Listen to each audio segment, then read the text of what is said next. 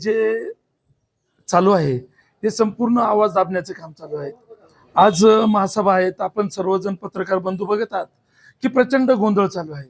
कोणी विषयाला धरून बोलत नाहीये, कुठला विषय चालू आहे दुसऱ्या विषयावरती बोललं जातं आणि खरोखर सभागृहाला आज विरोधी पक्षनेत्याची गरज आहे। विरोधी पक्षनेता हा पाहिजेच आणि विरोधी पक्षनेता का नेमत नाहीये तर सभागृहात बोलू द्यायचं नाहीये।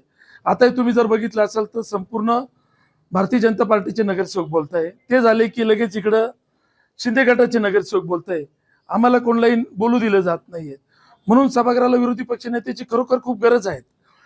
झालं काय की यांचे जे सीटं निवडून आलेत त्यांच्यामध्ये पदावरून प्रचंड भांडणं चालू आहेत। कोणाला सभागृह नेता व्हायचंय, कोणाला काय व्हायचं आहे आणि त्यांच्या नेमणुका होत नाही, त्याच्यामुळं विरोधी पक्षनेता नेमणूक करत नाही। ते आता तुम्ही महासभेमध्ये आवाज देखील उठवला होता की तुम्हाला विरोधी पक्षनेत्यासाठी पत्र दिलं, त्याच्यावर काय उत्तर मिळालंय महापौर? नाही, उत्तरच दिलं नाही ना महापौरांनी। आम्ही सरळ प्रश्न विचारला महापौर मॅडमांना की आम्ही आमच्या पक्षाने शिवसेना उद्धव बाळासाहेब ठाकरे या पक्षाने आपल्याला पत्र दिलं आहे की प्रथमेश गीते यांची विरोधी पक्षनेता या पदावरती नेमणूक करण्यात यावी। तुम्ही त्या पत्राचं वाचन करा आणि ते नेमणूक करा। महापौरांनी त्याच्यावरती काहीच उत्तर दिलं नाही।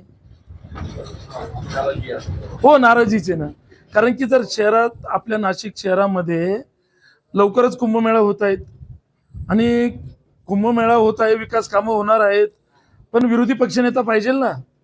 म्हणजे जे काही तुम्ही करत आहात हे सर्व आम्हाला मान्य राहील असं नाहीच आहे। हा मनमानी कारभार कुठेतरी थांबला पाहिजे। जर लवकरच त्यांनी विरोधी पक्ष नेत्याची नेमणूक केली नाही तर निश्चित आम्ही सभागृह चालू देणार नाही, आम्ही सभागृहात समोर उतरणार आहोत।